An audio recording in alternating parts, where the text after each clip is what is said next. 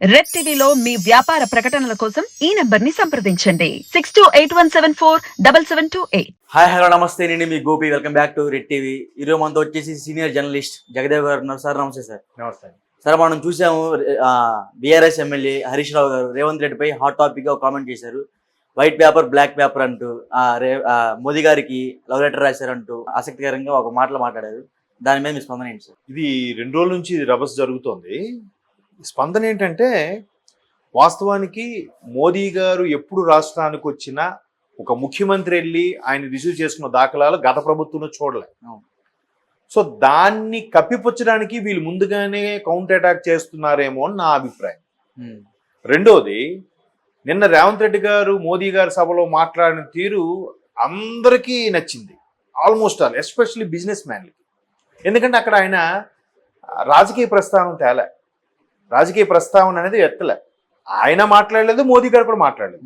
మోదీ గారు కూడా ఈయన ఏమన్నాడు, నాకు ఇటువంటి బడాబాయి సపోర్ట్ ఉంటే ఖచ్చితంగా. ఇప్పుడు ఆ సభ వేదిక ఆలోచించలో చీఫ్ గెస్ట్ ఎవరు? ప్రధాని నరేంద్ర మోదీ గారు. సో వచ్చిన ఖచ్చితంగా ఆయనకు బిస్కెట్ వేస్తాంగా. ఎవడైనా ఇప్పుడు సభ వేదిక నలగించే పెద్దలకు నమస్కారం అంట, ఎవరికైతే సన్మానిస్తున్నావు మరి అతని గురించి అంటే చెప్పక్కర్లేదు. నాకు ఎన్నోసార్లు ఆదుకున్నారు, ఆయన గొప్ప మహానుభావుడు, ఆయన అలా ఉండబట్టే నేను ఈ రోజు ఇలా ఉన్నాను అని చెప్తాం. ఒకవేళ ఆయన హెల్ప్ చేయకపోయినా అలా చెప్పాలి, సభ మర్యాద అది. ప్రధానమంత్రి అంటే మొత్తం 29 రాష్ట్రాలకి ప్రధానమంత్రి, ఒక్క బీజేపీ ప్రాంత పాలన ఉండే రాష్ట్రాలకే కాదు కదా, అందరికీ ప్రధానమంత్రి కదా ఆయన. సో అక్కడ అలా మాట్లాడాడు, ఎవరొస్తే వాళ్ళతో ఫ్రెండ్లీగా మాట్లాడారు. అదే రాజకీయం. బీజేపీ అంటే నచ్చదు, ప్రధాని మోదీ అన్నా కూడా నచ్చదు, కానీ బయటికి సార్ నమస్తే సార్ బాగున్నారా సార్ అది అన్నాలి కదా. అదే కదా లౌక్యం, అదే కదా రాజకీయం. ఆయన అదే ప్లే చేశాడు. ఎప్పుడైతే ప్లే చేశాడో, గతంలో కేసీఆర్ గారు కనీసం ఆయన దగ్గరికి వెళ్ళిన దాఖలాలు లేవు, ఇగోతోనే వెళ్ళలేదని చూడడం మనం వార్తల్లో చూసాం. సో దాన్ని వీళ్ళు ముందే కప్పిపుచ్చడానికి ఇవన్నీ మాట్లాడుతున్నారేమో అని నా అభిప్రాయం.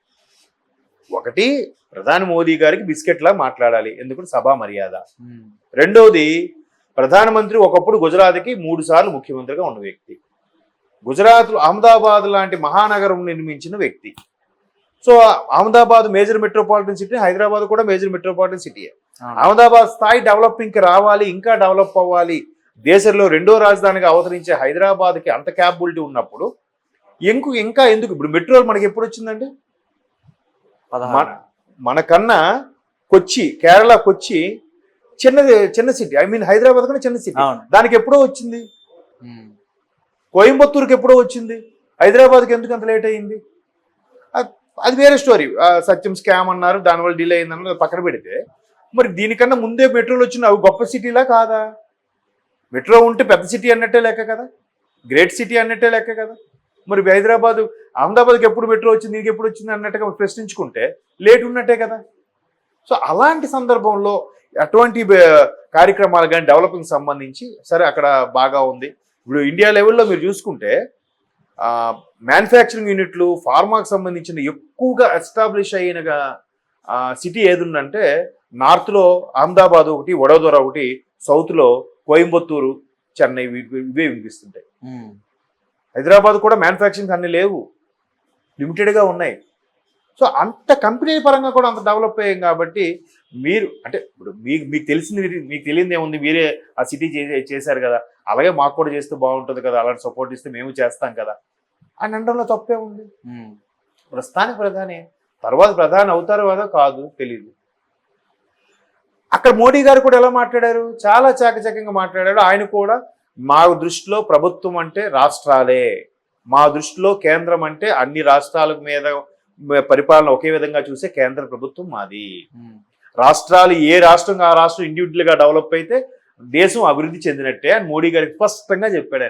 ఆయన కూడా అక్కడ రాజకీయాల ఉద్దేశంతో ఎక్కడ మాట్లాడలేదు కదా.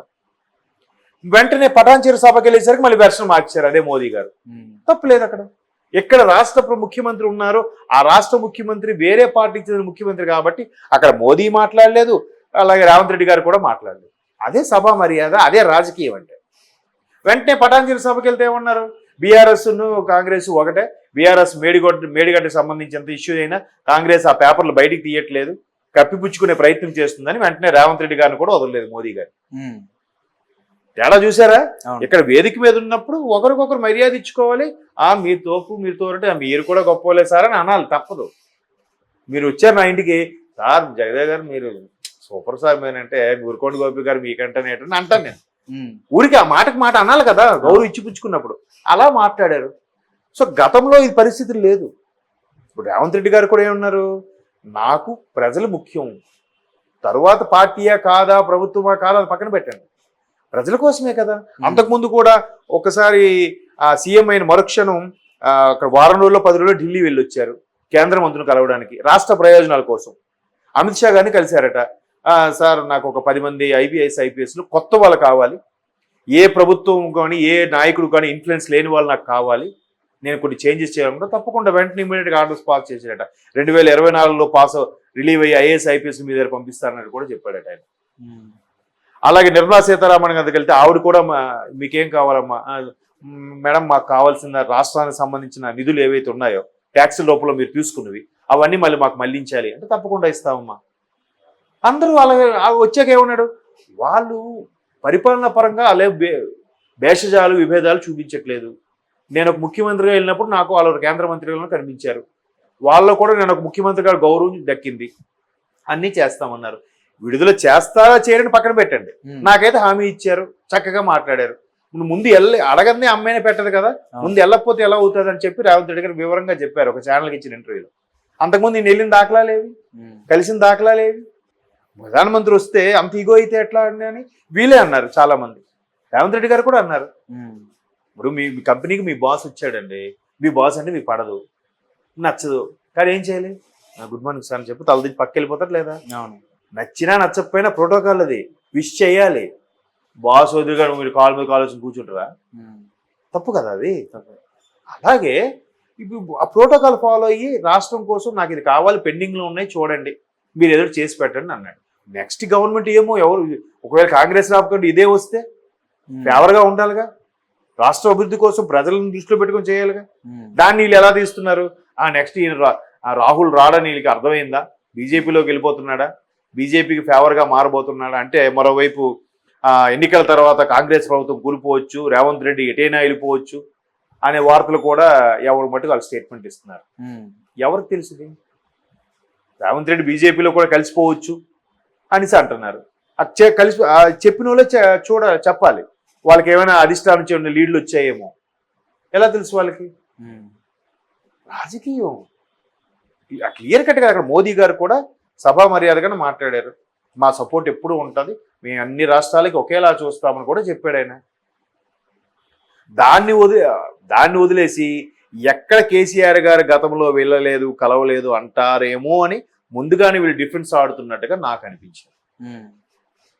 3 నెలలు అంటున్నారు, 3 నెలలు అయ్యింది, ఇంక 100 రోజుల పాలన కూడా అవ్వలే. 3 నెలల్లో ఎన్ని బయటికి తీస్తున్నారు అవకతవకలు, స్కాములు, ఇవి అవి రోజుకోటి వస్తూనే ఉన్నాయి.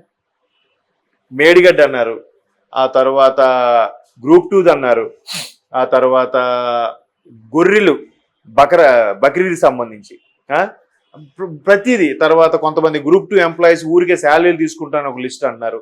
నేను ఒక పబ్ ఇష్యూ దొరికితే ఆ పబ్ కూడా కేటీఆర్ గారు బామ్మర్ దానిలో హ్యాండ్ ఉందని అంటున్నారు. ఏది వాస్తవం, ఏది అవాస్తవం?